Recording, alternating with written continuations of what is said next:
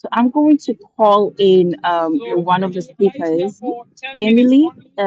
If you're there, or Brian, could we just start off from your end? Um, but before that, let's just call Nelson real quick. Nelson Otuoma from NEFEC.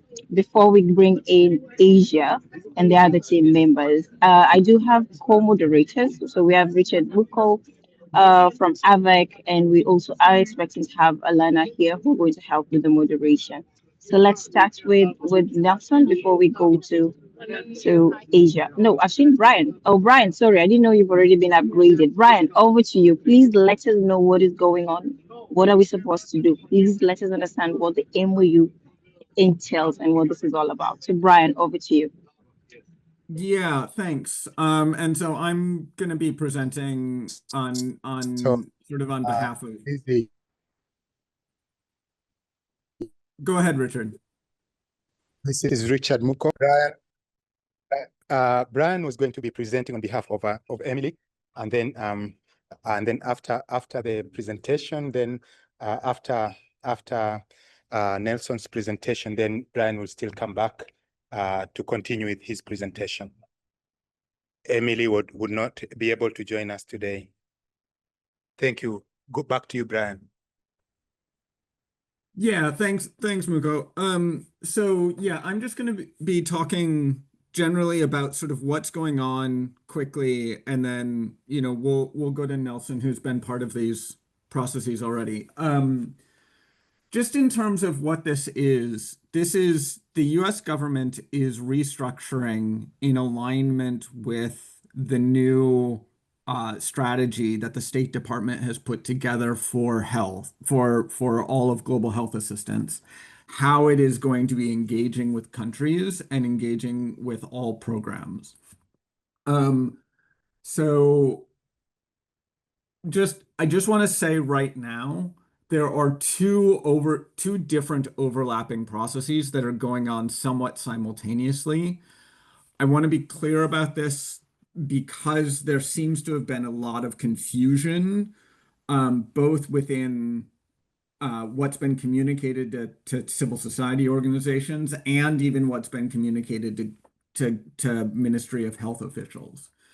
So the first is the bridge planning process, which is this extension of the programming that has been in place for the past, say, 6 or 8 months, basically since the foreign assistance freeze was put in place in January of this year.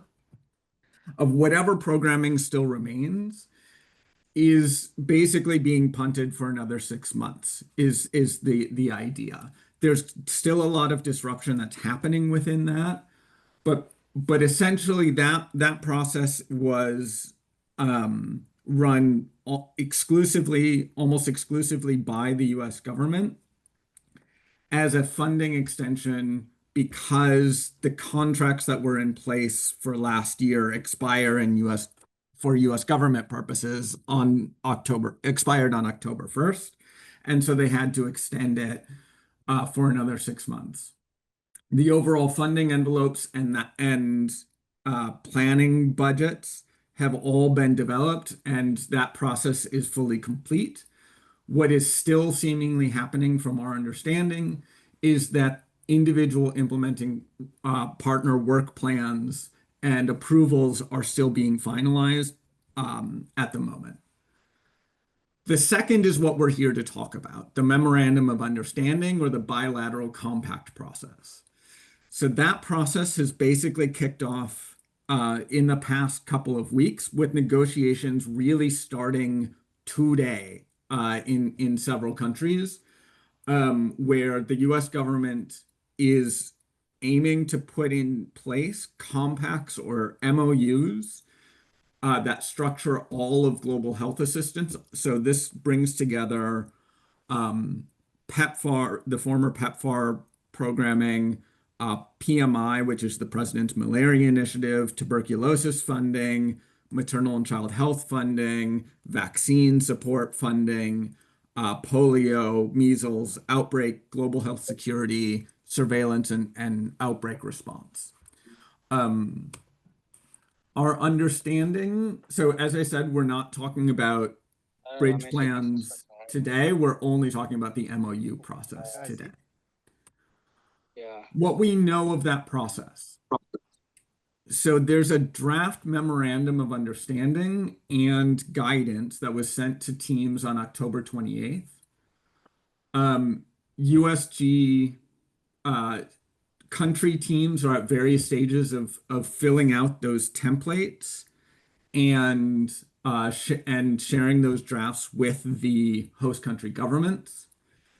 Again, in-person negotiations between the U.S. government and domestic governments are starting today, like the in-person ones. Those will be led either by a senior representative of the Global Health and Security Department or Global Health Security Bureau from the Department of State directly, or by the U.S. ambassador to the country with support from the in-country team. The U.S. government guidance on negotiating the MOUs does not directly require any inclusion of civil society, but the countries themselves can include civil society as part of the negotiating teams as is their prerogative. So this is all about how consultation happens.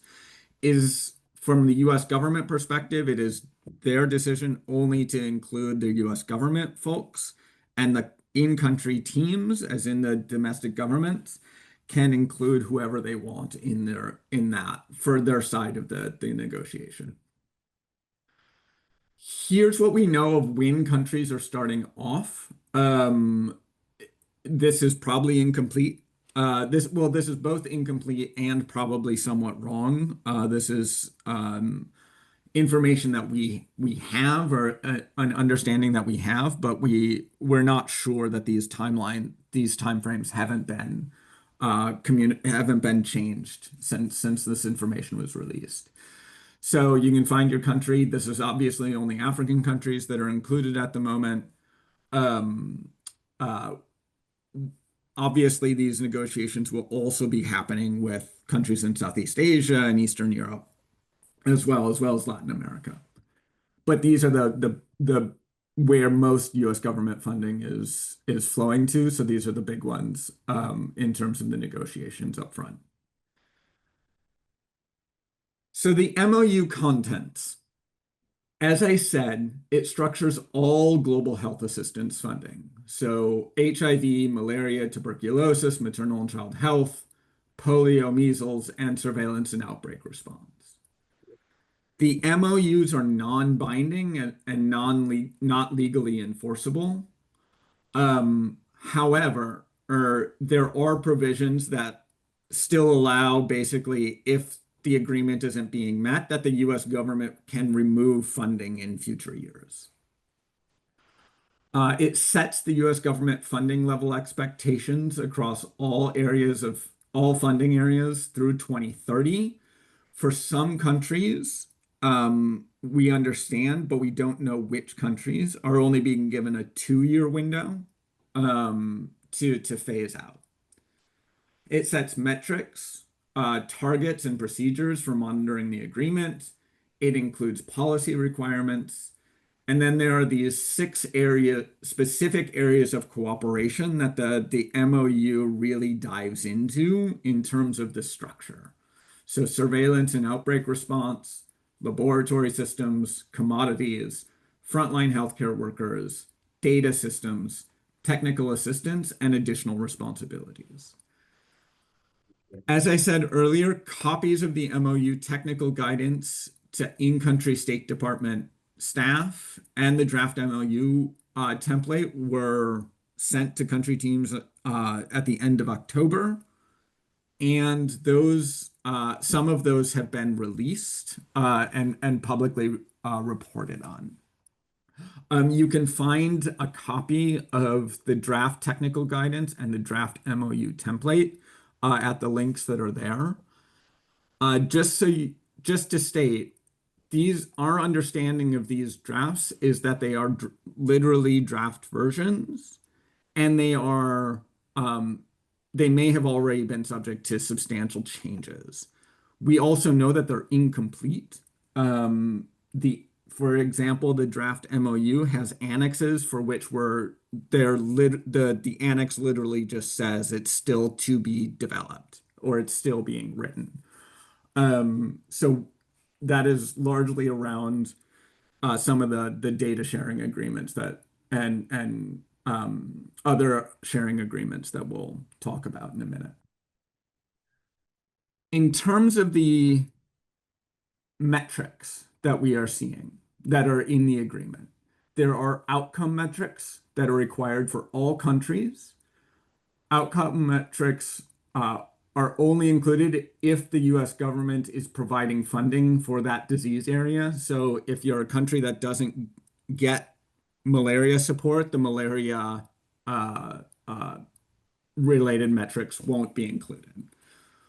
Maternal mortality rate and for mortality rate for children under 5 are included in all of the agreements regardless. And for HIV, for countries that have already met the 95, 95, 95 targets for HIV, those 3 metrics are replaced entirely with the percent of people living with HIV who are virally suppressed. As I said, the agreements are not legally enforceable, but failure to maintain the targets or meet the targets can result in reductions of funding in future years per the terms of the agreement, per the terms of the MoU. There's also a performance or incentive fund that will be created for 2027 or 2028 that countries may potentially qualify for if they meet all of their outcome and process metrics. And we'll talk about that in a minute. The process metrics, as you see up here, these are the outcome metrics that they're talking about. So the percent of basically the 95s, the number of malaria deaths, the number of TB deaths, the number of polio cases, and the number of measles cases are your basic outcome metrics. I can't state enough how high level these are in terms of whether they're not monitoring much, and setting targets around these is kind of a thumbsuck operation. They're kind of meaningless in many ways to set those targets, and we can talk about that more. Process metrics. Again, these are some of the things that you might be familiar with in terms of PEPFAR's indicators that they've been tracking for many years. So the number of people on ART, that's the TX curve, the number of new HIV diagnoses among infants. So the former HTS, TST, and the number of new diagnoses amongst children and adults. And then the percent of breastfeeding women who are living with HIV who receive ART. All of these are sort of somewhat standard indicators that we've had. I think that the key piece that I want to point to here is that the setting targets on these is almost impossible to interpret. For instance, if the target is the number of new HIV diagnoses among infants, is that a maximum that you will diagnose, or is that a minimum? And what is good within that? So if the baseline were something like 1,000 were diagnosed last year, if we set targets for 2027 and 2028 that are 900 and then 800, is it better to achieve that, or is it worse? Because you may just not be diagnosing as many because testing may have broken down. So I think it is really important to understand how gameable these metrics are, especially when funding is on the line. And that it's not a clear indication that the health system is delivering adequate quality services just because the number of new HIV diagnoses goes down or the number of people on ARC goes up. And so I think I just want to be really clear about that. But that said, I also think setting these targets and paying extremely close attention to these specific targets may not be the place for civil society to spend its time, partially because the targets are so gameable and they're not where I think a lot of the meat of the MoU is really going to be delivered. There are also outbreak and response metrics. These are more around the global health security front. So the 717 framework is this already well-established framework. The idea behind it is that infectious disease outbreaks will be detected within 7 days of the first case being diagnosed. Public health authorities, that's the first 7. Then public health authorities, and per the MoU, the US government gets notified within 1 day of an outbreak being detected. That's the 1. And then the second 7 is the full initial response to an outbreak, is being delivered within 7 days of notification to public health authorities. The modification there is really just that the country is committing to inform the US government, not only its own health policy experts and authorities of the outbreak. And this, I need to say, is outside of the WHO as well, because the US has withdrawn from the WHO. I'm gonna pause there. We're gonna come back and cover in detail this is basically the overview of what is happening. And then we're going to come back and talk about the individual areas of cooperation, and what the contents of those areas of cooperation are, and where there's potential for civil society engagement. But happy to respond in the Q&A on anything that's process related. But otherwise, I think Nelson, handing over to you.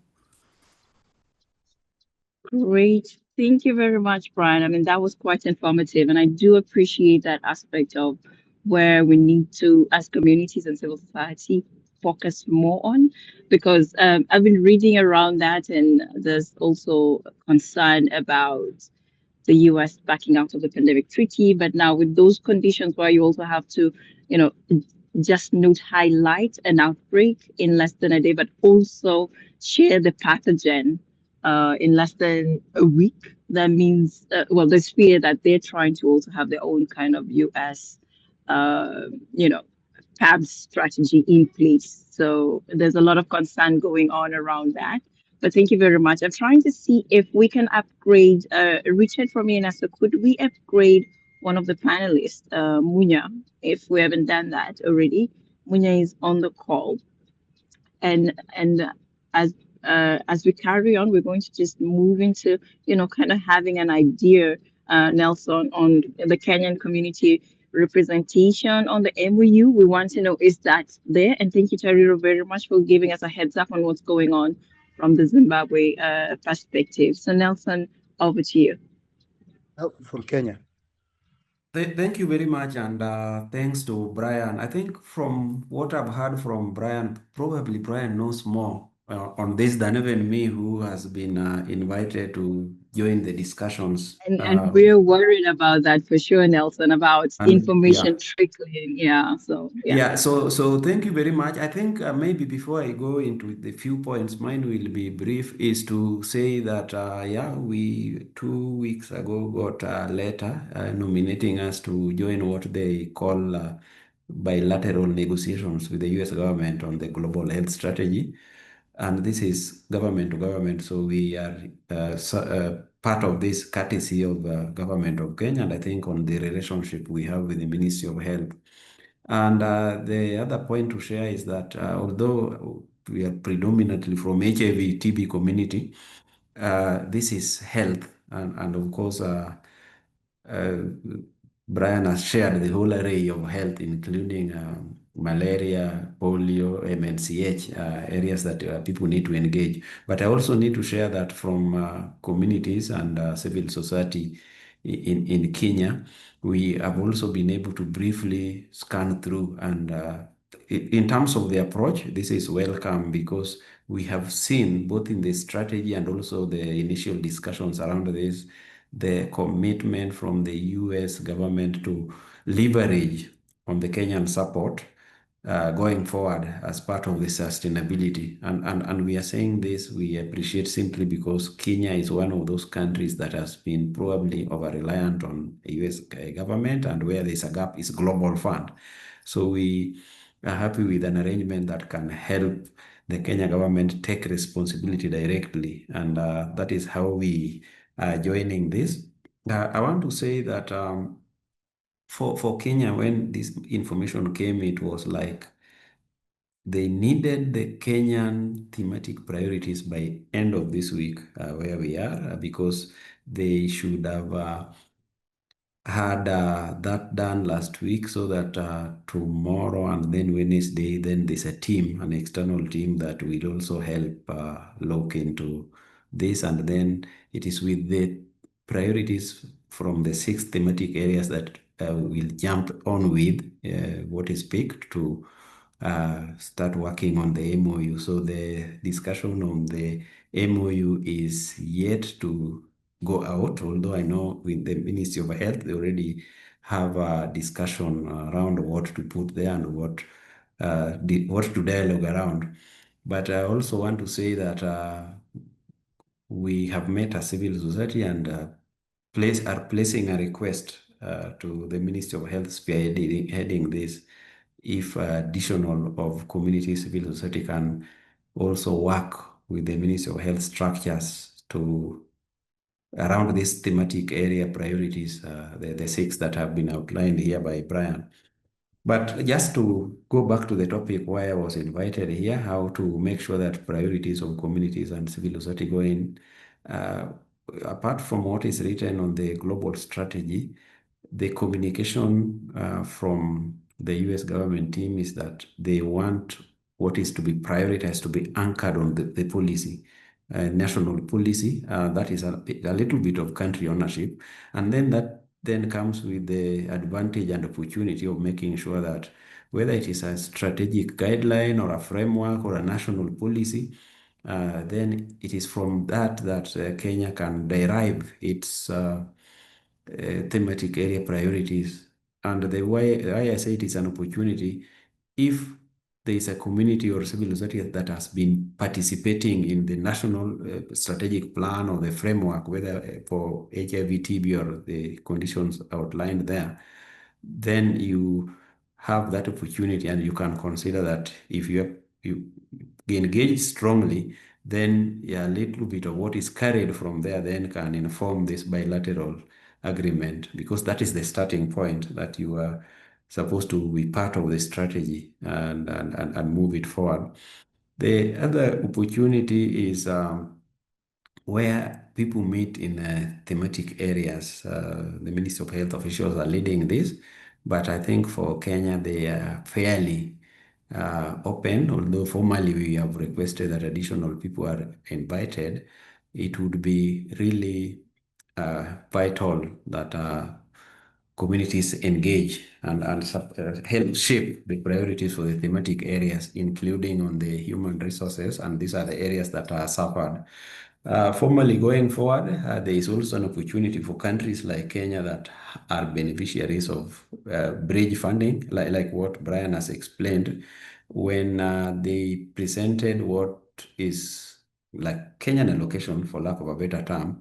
It included what we currently have, and which is going to have an extension for the 6 months. It means, therefore, that if you are civil society and already engaging at whatever level, whether IP or whether doing advocacy around what previously we would call PEFA, this is still PEFA, then it means that you can utilize that to make sure that you showcase what is happening right now. They ensure continuity. And the other point really is that this also comes with an opportunity to bring in other health actors, particularly civil society, that have been working on maternal child health, and who probably were not very inside the HIV response, not very inside the TB response. That is an opportunity for building partnership and fostering a group dynamic that can be stronger going forward. However, for the time being, this is all still work in progress. And being work in progress, there's only limited uh, issues to or agenda to share going forward. And we know that there are meetings planned that we will be invited. If we can manage to bring in a few voices, then that those can be amplified. But I also want to say that for Kenya, this coincided with the national HIV program developing key vital policies. So that is an area of discussion and concern in the sense that if that policy is not signed off yet, then it means we are going to lapse to the previous policy. But I know the Ministry of Health is working very fast to make sure that they have solid document to support this application, and which will also be annexed to the MoU and the next steps. The other exciting area is that the issue of accountability and leveraging on the country support. The communication has been very clear that yes, you will have an allocation, but unlike in the past where you have a COP allocation per year, this is available for you if you do your part and if you honor your commitment. And we think that is something that is very vital for countries like Kenya, where we need to do more to make sure that we sustain our health and we sustain the response to TB, malaria, HIV, and related co-infections. So I think I can end there, and if there is any specific question, I'll be happy to chime in. Thank you. Thank you very much, Nelson. I mean, that was quite insightful, just getting to know where Kenya is. And we all do appreciate the fact that there's a little bit of upside on this MOUs. I mean, our countries are going to be more responsible and they have to check a lot of boxes before the MOUs are actually in place. So having them just also meet a little bit of responsibility is a good thing. So I know we're moving into getting a little bit of insight around communities, and I'm going to call upon um, Munyaradzi Chimwara, who's going to bring in the CSO's perspective. But also, Munya, I believe you're also going to try and take us through the CSO reflection session before we go to Asia. Brian, do you want to share it? Is Brian, Oh, Muko. Okay, yes. yes, Brian was to come back after the presentation by Nelson. Yeah. Okay. No worries. Yeah, that sounds like a plan. Brian, sorry to undercut you that first.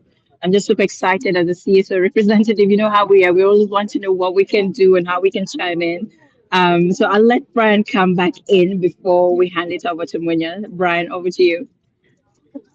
Thanks again. So I'm just going to go through quickly in detail sort of the content of the different areas of cooperation as the MOU calls it. So just again, the features of the MOU, it's highly transactional. It is a bilateral agreement that includes benefit for the US government as well as sort of what the benefit is to the country. So some of those benefits for the US government include 25-year access to data, these agreements around data sharing for up to 25 years. Also, they talk about having some sections and some provisions around market access, around private sector engagement, and opportunities for US companies. And I just want to be clear that we don't have details on what those would look like, but it is part of some of the policy wins that the US government is attempting to achieve out of this. And things that civil society needs to have a very close eye on around what those provisions are going to end up being. One really important thing is that as we talk about this, a lot of the goal is to transition off US government support for a lot of this programming and towards domestic resources. And it's incredibly clear, the MoU is very specific that the country cannot include any other donor money in absorbing that capacity when they're setting up those terms. So it has to come directly from domestic resources. Global fund resources are not part of this of consideration here.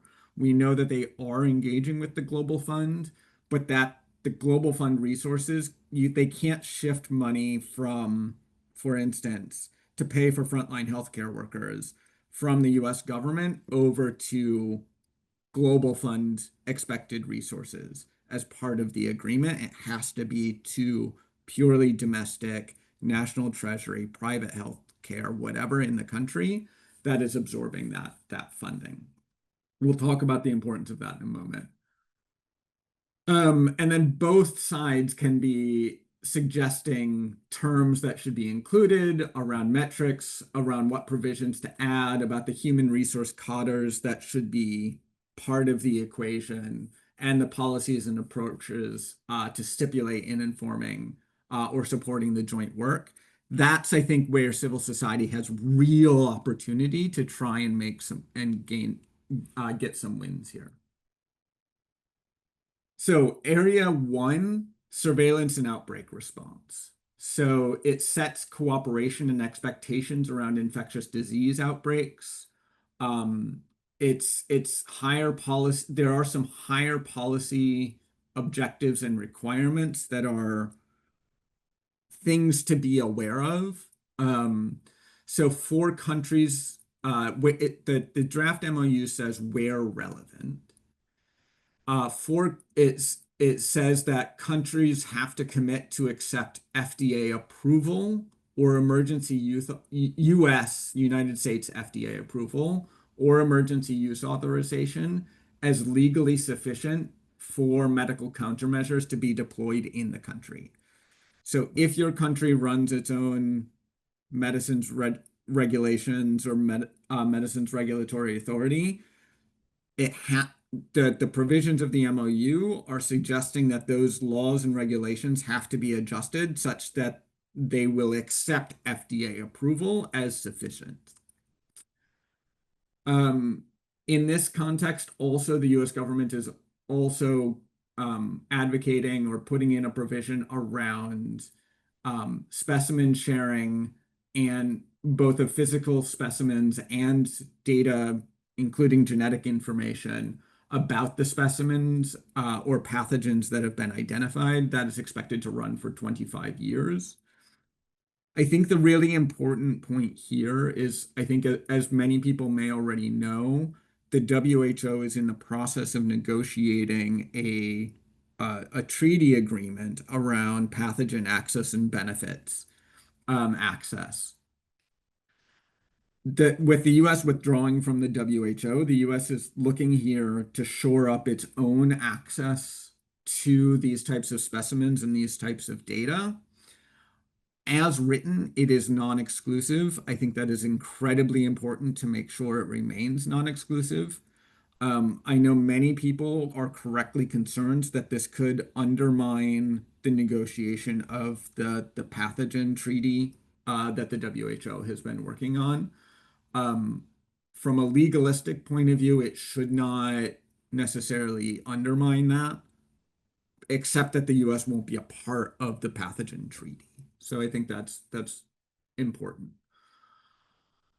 This table is not, or this section is not about transitioning US government resources. For the most part, it is just about how much the US government is going to be putting in over the next 5 years. So there's a budget table that will be allocated, and then how many field epidemiologists that the US government is going to train over each year, and country commitments around how many field epidemiologists or other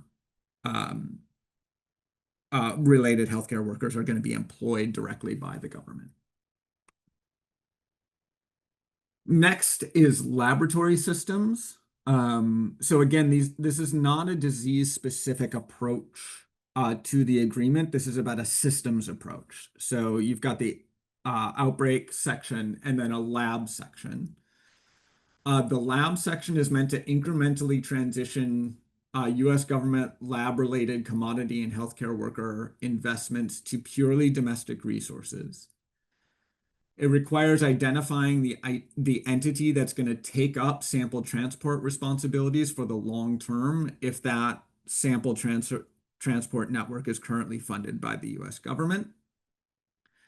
And it's requiring transition of any lab-related technical assistance away from the US government funding to the country. So anything around the data systems is its own section that we'll talk about, but anything around quality assurance of labs, all of that sort of stuff is required to be transitioned off of US government support.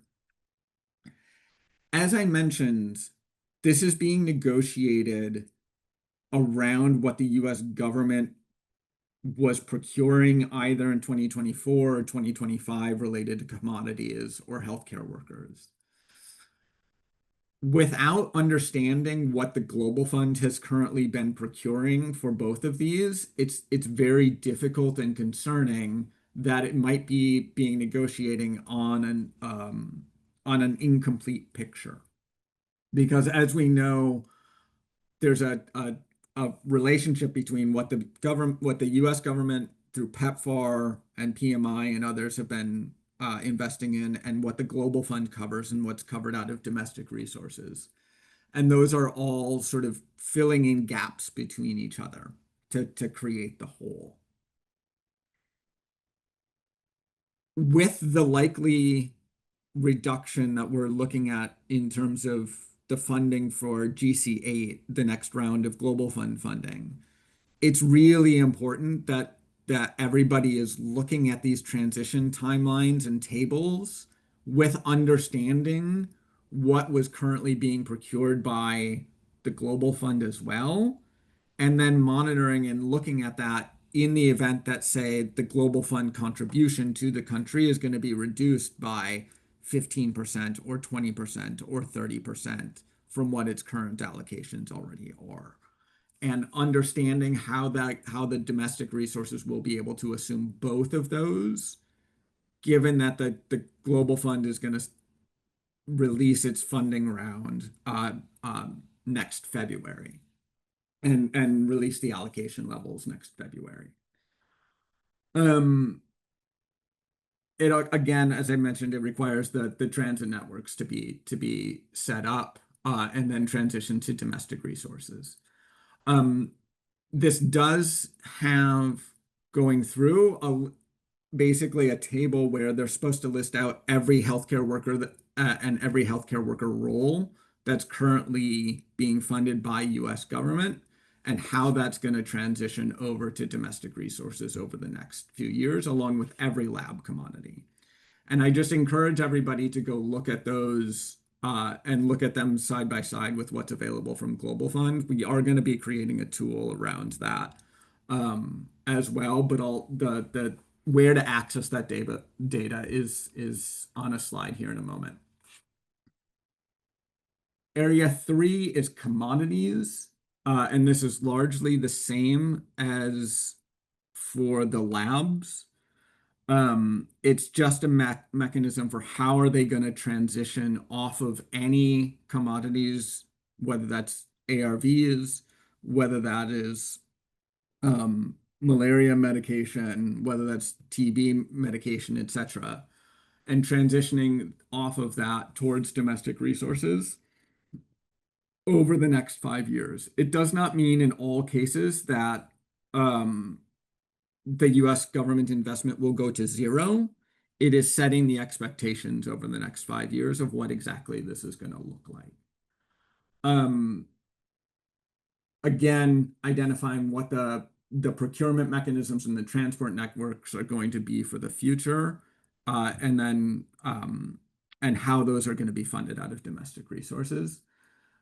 You can access the commodities data from PEPFAR at the link here. I will paste it into the chat after I'm done presenting, as well as the Global Fund commodities, to look at those side by side so you can have some understanding of the total level of commodity procurement over the past few years and how much is going to have to be absorbed by the domestic government. Area 4 is around frontline healthcare workers. It's largely, again, the same. It is meant to incrementally transition US government-funded healthcare workers, the frontline healthcare workers, doctors, nurses, community healthcare workers, anybody who's involved in direct patient care is effectively how they're defining this, be transitioned over to domestic resources and absorbed within the Ministry of Health or government payrolls, or private sector payrolls where that is a relevant part of the consideration. Has the same issues with the Global Fund. If we don't have an understanding of how many healthcare workers are being funded by the Global Fund, understanding what is going to be expected of domestic governments over the next number of years is really hard to calculate. If, for instance, the government is already getting substantial support from the Global Fund to fund healthcare workers.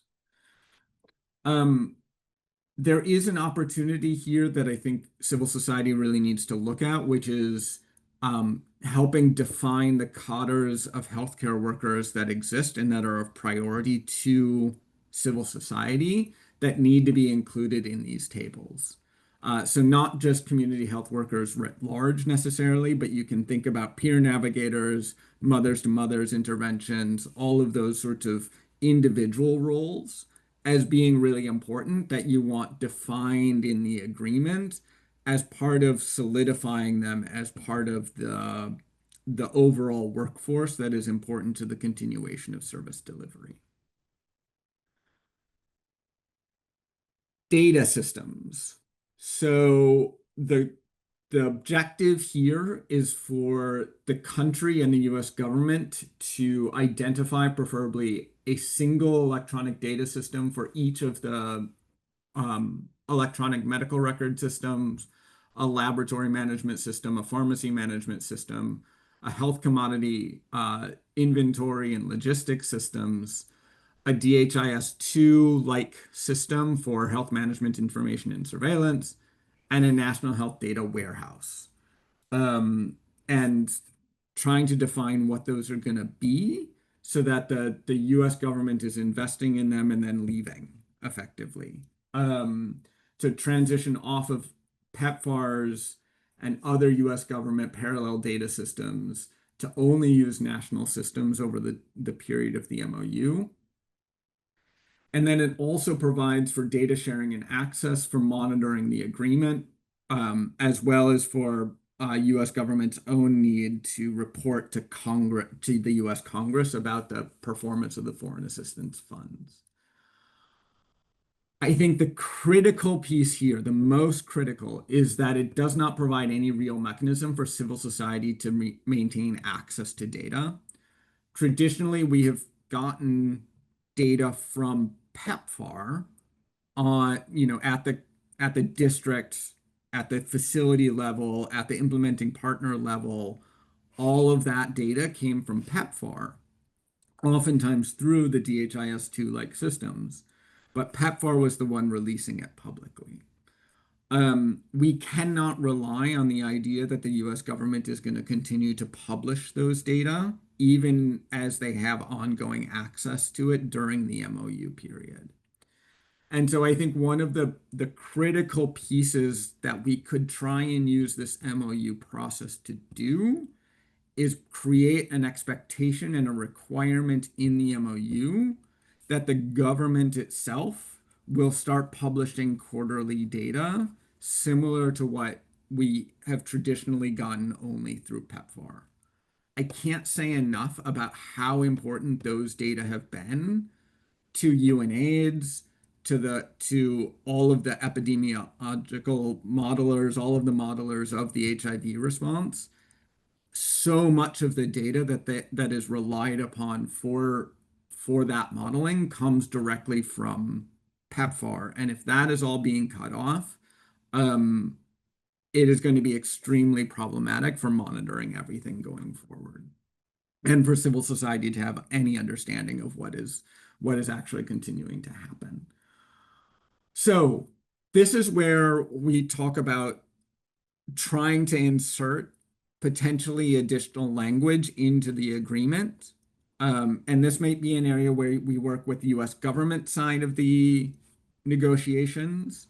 And we might need to parcel off and think about what are provisions that you can get, since civil society doesn't have a formal role in these negotiations necessarily. You need either the US government or the domestic government to carry water for civil society in these negotiations. And so trying to get one side or the other to insert provisions that we are really interested in or we think are vital is going to be one of the mechanisms that's necessary. I also think because of the speed at which this is happening, you need to be spoon feeding exactly what you want in the language that they need to hear it in. So thinking about, if you read the draft MOU, again, the link was put into the chat. How do you frame a provision so that it can be basically just slotted in by one side or the other? So the recommendation here from our side is to put in a requirement that the country commits to releasing on a quarterly basis aggregated data sets covering key service delivery indicators for the relevant areas of cooperation in the agreement, whether that's HIV, malaria, TB, etc. And that such data sets must at minimum be published at the national, subnational, and facility levels, taking into consideration the privacy protections that are necessary. And then that there is agreement to work on ensuring the accuracy of those data and resolving any discrepancies, gaps, errors, or additional needs in those published data sets. Happy to give feedback or talk to people about that separately outside of this webinar as well. Area 6 of the agreement is technical assistance. This is basically anything that is not frontline direct service delivery health services. And the idea here is to transition all technical assistance provided by the US government, except for that related to surveillance and outbreak response, by the end of the MOU period. So at the end of the MOU period, there will no longer be any technical assistance being provided by the US government. Where the teams are proposing additional technical assistance that would outlast the MOU, that has to be directly approved by the head of the Global Health Security Bureau at the State Department for whether it can be included in the agreement. Just to say again, technical assistance, it's important, is obviously very difficult to measure and to identify, but they are areas where we should have real concern about what's going to happen with that technical assistance and how effectively all of that is being transitioned and monitored in real ways. The last area of cooperation, as poorly defined as it is just additional responsibilities. It's a section on additional responsibilities. It provides for other policy or additional terms that can be included in the MOU just broadly. High-level proposals that are suggested in the draft. As I mentioned earlier, there's the approval of the acceptance of FDA approval as sufficient for outbreak and response. The draft MOU also includes this for all medications. So that FDA approval of a medication would be sufficient for any condition in the country, as opposed to having to go through the country's own regulatory authority of medicines. Many countries do already do this, just to be clear, but for those who don't, this is definitely a strong imposition on that sovereignty of the regulations. The other suggested ones that are in the draft MoU are 6-month MMD, engagement with private sector, faith-based organizations, again, market access for US companies, and or partnerships with American companies. The thing I want to be really clear about here, though, is that there are likely to be other potential extremely concerning policy proposals that may be getting inserted around trans care, around a number of different issues, um, around abortion, around anything related to basically the healthcare system generally, where the US government might have a policy dispute or an ideological concern. And those may be getting inserted, not in the draft, but in at the later stage. And we need to have laser focus on what those may be. This also provides potentially an area to try and insert protective provisions that could be useful. We've got a few suggestions here that, for instance, the United States and the country commits that the outcome and process metrics identified in those tables at the beginning, 1.1 and 1.2, as well as commodities and healthcare workforce, will be delivering services in accordance with the national policies as defined in all of your enabling environment policies. So the National HIV and AIDS Strategy, clinical care and treatment guidelines, relevant statutes and regulations. That's important because it incorporates a lot of protective issues around key populations and whatever, by reference through those documents. You may not be able to go in through the front door on some of these provisions, but at least by reference to those documents, it makes it possible to make it part of the MoU that those populations are part of the agreement. And there are other ones here, you can take a look at them. That integration of HIV services is integrating into the whole array of services that are available in the public sector. That commitments to implementing and maintaining non-discriminatory health services, independent oversight and non-discriminatory health service delivery, all of those sorts of types of provisions that you might want to get in. Civil society needs to be thinking about how do we craft language that can be inserted in that protects civil society's role in this as well. And this is an area in the agreement where you can do it. Just the last couple of things, there's a couple additional sections of the MoU around developing an implementation plan, which will happen within 90 days of the agreement being signed. The agreements are slated to be signed by mid-December, so the time here is extraordinarily short. I cannot express enough how short the time frame is. It also requires the creation of a steering committee, a joint health cooperation steering committee that is composed of senior representatives from both governments and other key stakeholders as mutually decided on by the country and the US government. This is a potential another area where we really need to work as civil society to get positions on that joint health cooperation steering committee. It's going to be meeting quarterly. These committees are going to be meeting quarterly to review metrics and performance. This likely replaces what we have in PEPFAR called the port, and is potentially a more functional version of the port process if it's done correctly and if civil society is genuinely represented there. But we need genuine representation on these committees. There's an audit section that allows the US government access to audit all of the data, all of the co-investment, all of the finances, all of that sort of stuff. Again, there's a co-investment performance benchmark.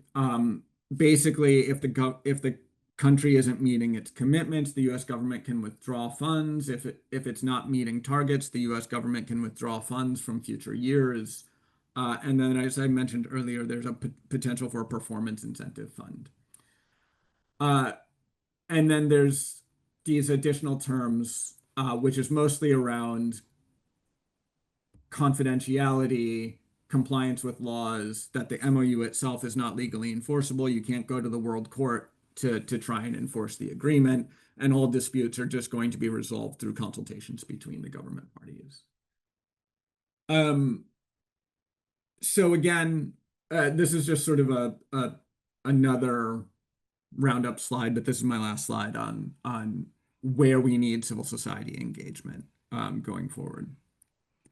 Happy to stop there and then answer questions at the end. Great. Thank you, Brian. I mean, after your second presentation, I'm more concerned about data, because what we've been trying to do is just make sure that after the USAID issue, data is controlled and owned in country, but also the CSOs can actually have access to it. So I'm pretty much alarmed on that particular aspect of the MOU. And yes, it does look like the US is also trying to have its own pathogen access and benefits sharing deal on the side. Now, communities and civil societies are on this call, and as far as we're concerned, there's a lot of progress that has been made. The MOU looks like, it's almost at the end bit of entities. And that leads us into the next discussion, where we're bringing in Asia Russell, who's going to help us understand if there's any tools that we can use in our advocacy efforts. Because clearly right now, we need to make sure that despite the government representing the countries, they do not liquidate the voices of communities within this particular beat as they, negotiate and get into having the MOUs signed off. So Asia, over to you.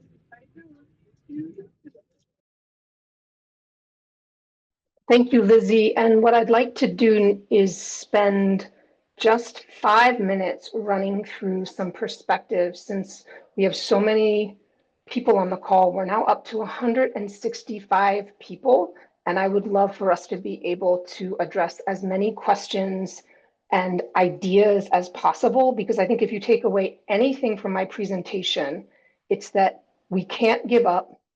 We have an opportunity to push, and the window is very short. And in this case, we can use that chaotic and uncertain timeline to our advantage as activists. We don't have to feel paralyzed by it. It is completely unacceptable, some of the limitations that Brian and that Nelson described, but we can push through together and try to get some concessions, some improvements, and frankly, leverage the fact that this process is pretty shambolic and pretty clumsy and chaotic, but it's still going to take a ton of work, and there are some serious threats that we have to be aware of and we have to mobilize against. And unfortunately, I don't know that we'll be able to win everything we have to win, so we need to keep that in mind too, of course. Just a note, I know this came up in the chat, which countries are we talking about? As Margaret, I think, mentioned, the list keeps on changing, but let's note that they seem to be split up into 2 different big categories. So countries that have up to now represented bigger funding envelopes, that's Tanzania, Nigeria, Mozambique, Zambia, Kenya, Uganda, and that will also be negotiated apparently with a person named Brad Smith in the lead. In fact, he will be traveling to these countries with his team. That's important because he has a lot of power in this negotiation. He led the drafting of the America First Global Health Strategy.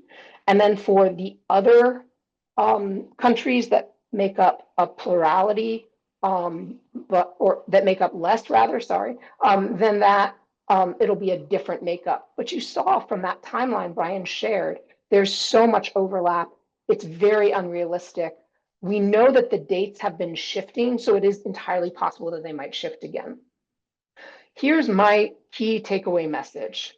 We can see when we read the 2 documents, the template for every country of an MOU and the technical guidance, which I really encourage everyone to read. On the one hand, so much of what's in those documents is weak and unstrategic and unclear and also highly transactional.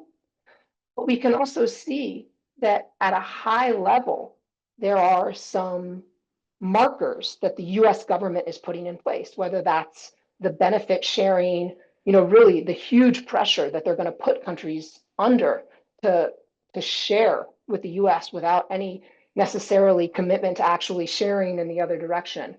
Why don't we take a leaf from that book and put forward markers that then implementation can be work planned around?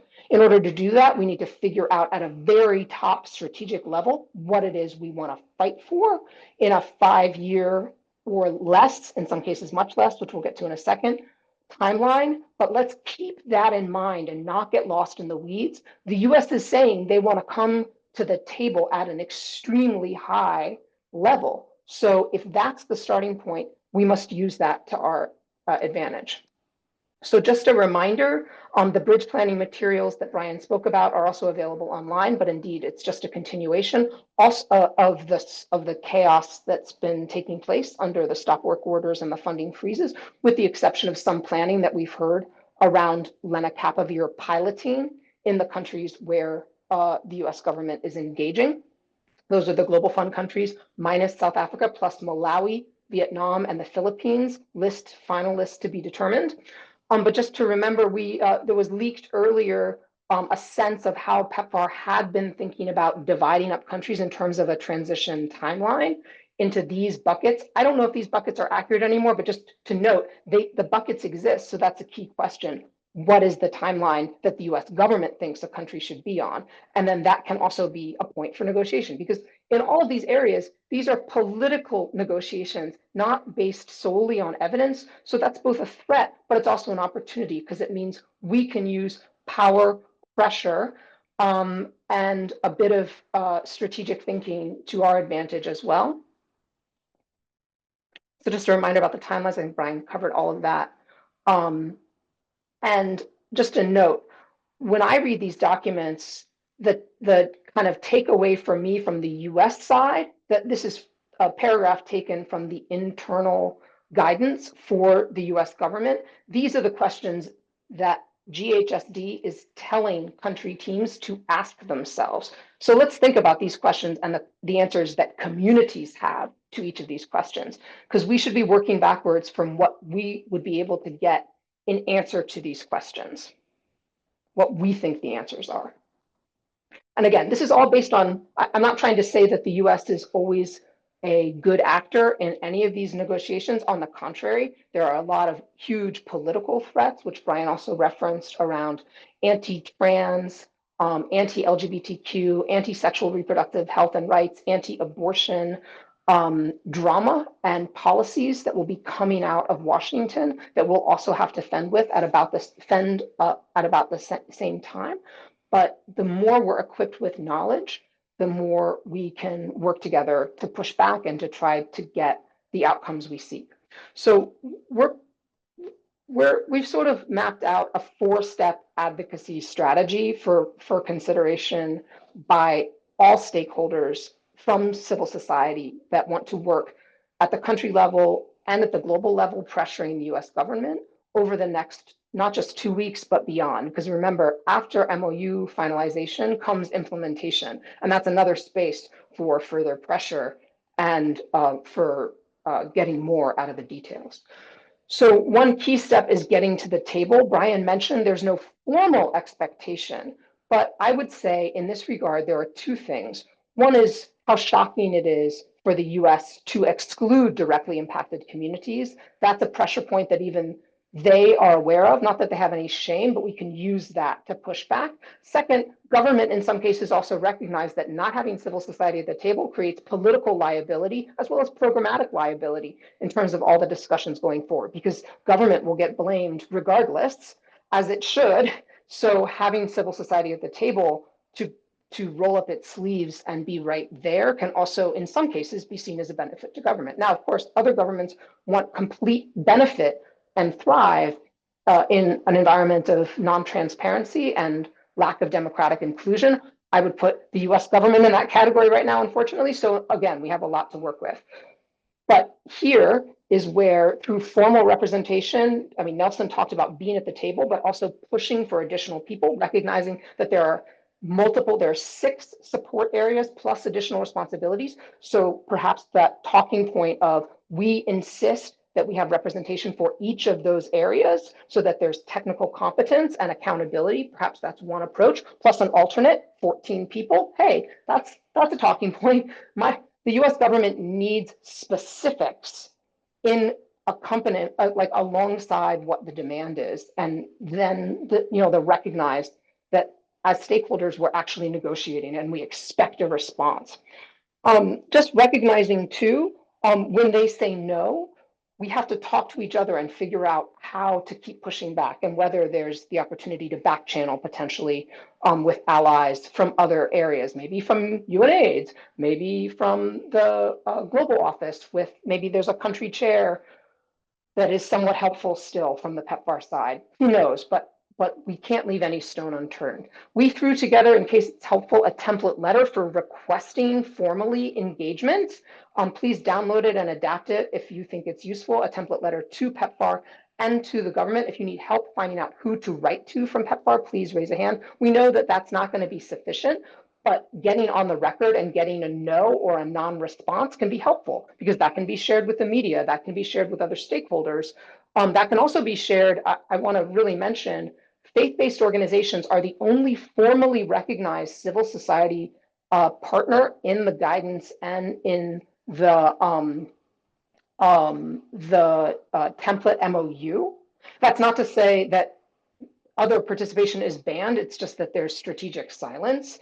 But this focus on FBOs, together with the America First Global Health Strategy saying that international NGOs are not going to be a site of focus and priority support going forward, is really troubling. So please recognize, for example, in Rwanda right now, a network of Rwandan faith-based organizations, I believe, please someone correct me if I have this wrong, is right now meeting with Mamadi Yila from the Global Health and Security and Diplomacy, GHSD Bureau at State.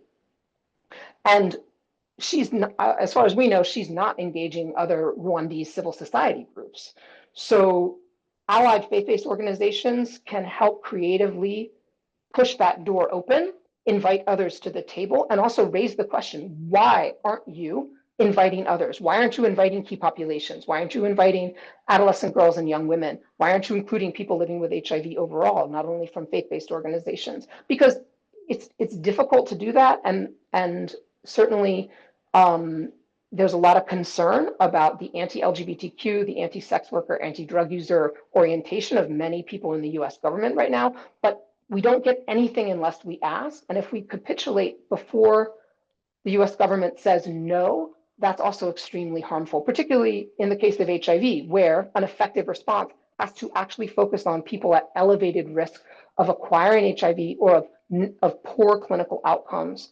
And what struck me is that very, very few people have made that argument to the US government because they're concerned because the US government is so motivated by bigotry right now. But the argument has to be made. There are no formal bans on words or on specific areas of public health programming per se. So we need to explore how groups can be supported to push this agenda forward. Okay, almost done. So step 2, after we're pushing with a template letter, with other efforts, with working with allies who are already being invited to the table, into the room, to get others into the room too, is the most difficult and important part.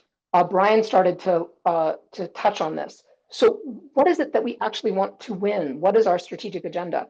Here, there might be cross-cutting, standalone priorities that every single country of that list want to highlight. And there will be country-specific ones too. Brian talked about the demand that there be a national data system that's open, transparent, that's reporting out. That's one. I think importantly, others have mentioned this, there's nothing countenanced in the document right now about something that was a huge area of importance to PEPFAR and a huge investment year after year that PEPFAR made and should make again, along with governments. And that's around quality of care and ensuring reductions in poor clinical outcomes and in death across different categories of people, like age, groups, key population identification, et cetera. None of that is brought up here. And like a less cynical person than I am might say, well, that's because that could emerge during MoU negotiation. The reality is the MoU negotiations, it looks like they're going to be over in a heartbeat. So it's up to us to try to put some of these issues on the table. This is also where this great idea Brian raised about highlighting what the law says in countries and what policies, even if it doesn't reach the level of law, say in countries around non-discrimination, around inclusion, around transparent, open access to program performance data, all of these things, they might not actually be reality in every country at every level, but that's language that we can cut and paste and put into MOUs and use to our advantage. So we need to do some emergency work around these areas and push where a support area is already leading with something useful. I'll use the example of HRH, that support area. It's really only focused on handing HRH over to governments. But we know that in many cases, the places where PEPFAR is already deploying HRH is not always mapped to where HRH is actually needed. And in fact, there are not just inefficiencies, but there are also gaps. So that's a support area where advocates can say, well, we want to actually not just talk about handing over. That's not an adequate vision. We actually want to defeat HIV, TB, malaria, polio, MNCH issues, et cetera, et cetera. The only way to do that is through a robust vision that is beyond just premature handover. So not only saying, not trying to say kind of naively that the US would be continuing and increasing, but taking a hard look and auditing what the US is actually funding, because in some cases it's not matched to what the national needs and the subnational needs actually are. One important area that used to be a minimum program requirement, as everyone remembers, of PEPFAR was investments in mitigating human rights violations, addressing criminalization, all these structural barriers, gender-based violence that were continuing, to fuel the spread of HIV and undermining the response. This is a huge area where the US has pulled back and is disregarding any of those investments, has shut down programs. So it's an interesting discussion because, as Nelson pointed out, this is supposed to be about national sovereignty, national accountability, and national ownership. There's no reason that these discussions shouldn't happen in the context of MOU negotiation. And there might be something to be said for forcing the US government to say, no, we're not going to fund that, and putting that almost in a list of unfunded quality demand, as it were. So just for discussion versus, it's antithetical for any of us to keep silent about these issues. And just because PEPFAR is prejudiced and biased in some of these spaces, not everyone, but the administration right now, we shouldn't be in a situation where we mimic that behavior. And also, we're not going to have Trump and this administration forever. In fact, elections in the US come in another few years. So maybe, that's another sorry, thing. just giving you a heads up that we Thank might you. want to, okay. That we should consider. Just giving you 1 more minute, Thank you. Okay, just 2 more steps. So fast-moving public pressure as a coalition is essential, remembering the outcomes that we just described. And we're working on further advocacy engagement tools that will be available on that website I shared earlier at that MOU negotiations hub, where we can also upload documents that allies are getting from the country level and globally. It's important, as always, we have to use evidence to our advantage. We know that it's necessary but not sufficient. And it's possible for us to make reference to an important strategic priority using some evidence, but then put a marker in the sand and say, we'll come back to that later during implementation, but we insist that it be included in the MOU. So just most important, remember, please, what we're looking at, and this is where people will be able to find those tools, what we're looking for is essentially a deliverable of tracked changes in an MoU that reflect what it is that we're putting forward. Thanks. Sorry to take so much time, but I look forward to people's No questions. worries, no worries. Thank you, Asia, for that. I mean, yeah, for now, I think we'll just kind of run down through to the questions. And I do appreciate your sentiments. I mean, civil societies, especially communities, we do like when there's a bit of confusion. We can use this to our advantage because we know how to maneuver, unsettled waters. And now that they're trying to also rush, we can use a lot of advocacy and, the power of pulling together to just kind of get our input in the MOU process. I'm going to call Munya if you're on the call. I don't know whether Munya is still on the call or is logged off. Munya, can you hear me? So that we can also bring in the CSO's perspective and open it up for a discussion. We want to know, are the CSOs hearing anything? Are they involved in this whole entire process? And how can we proceed from here? Munya, if you can't hear me, I think I'll call Richard Muko because I don't see Munya unmuting himself. Richard. Hi, Munya, can you hear us?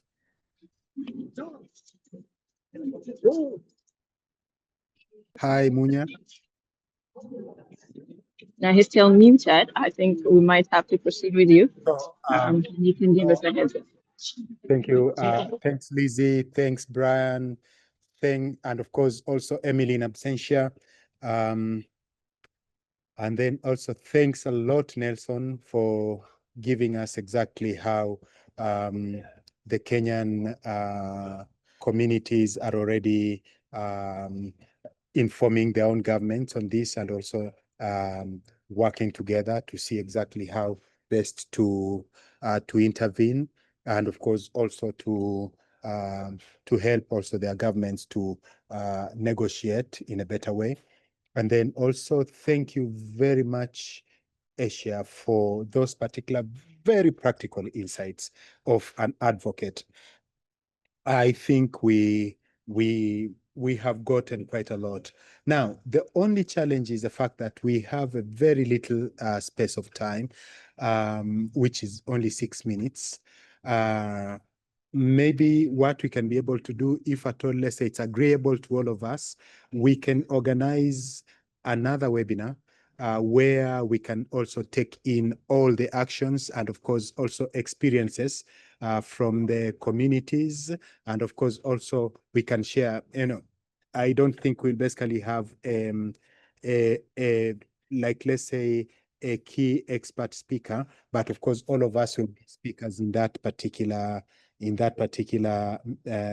meeting. And of course it should be in 1 or 2 days from now, so that we can be able to really engage and discuss amongst ourselves how, I mean, from these particular tools we have gotten, and also from the key insights we got from Brian and Nelson, and of course also the key strategies we got from Asia.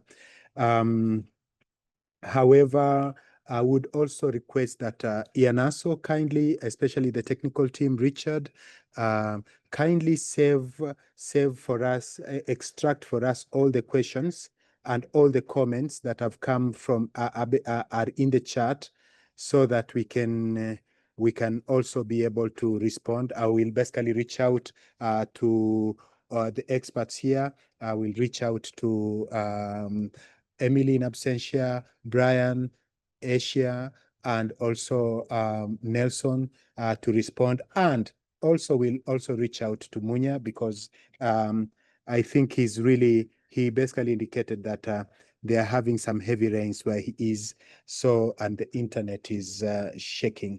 So apart from that, I would basically say thank you, everyone. And of course, let's basically be on the lookout for anything else. And of course, we have also posted on the chat from Emily's subtract. Is it subtract, something of the sort, where he also discusses exactly the travel dates and the processes within each and every country. So with that, I will ask also the experts to be with us in the next meeting, so that they can also be able to really respond to all the questions that will be coming from this particular group. With that, may I hand it over, may I hand it back to Liz, and maybe also say thank you very much to KPTNC, that is Key Population Transnational Collaboration, IANASO, that is the East African Network of AIDS serving CSOs, and then Compass, the coalition to build momentum, power, strategy, and solidarity, and Data ETC and Health Gap for this great webinar. Really, we really appreciate, and of course, also I know Brian, you are in Health Gap, and AMFA are also in the Compass Coalition. Really, we thank you very much indeed. So back to you, Liz, and always thankful to the IANASO, our lovely Global Fund Learning Hub that is always bringing us together. Okay, thank you. Thank you very much, Richard. And ladies and gentlemen, now you've had it.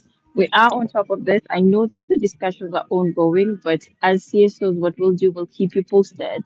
And of course, all our speakers are also available in case you want them to do like an in-country mobilization to speak to some of the CSOs in country. I know Brian and the team are also available. We will share the recording with you, and we'll also ask Asia and also Brian to let us know whether we can share their PowerPoint presentations. I know time is not always enough when you're having webinars, but this discussion is not going to stop here. And sorry? Liz, before you go, you close. And then remember, we have shared Liz and my email. So feel free to channel all the emails to the two of us, and we Yes, will please. channel them to the rightful places. I'm just putting the email. Oh, perfect. Thank you. Thank you very much for that. Thank you. Really appreciate it. And we look forward to hosting you and having more discussions around what's going on and other issues that might need the attention for civil societies and communities.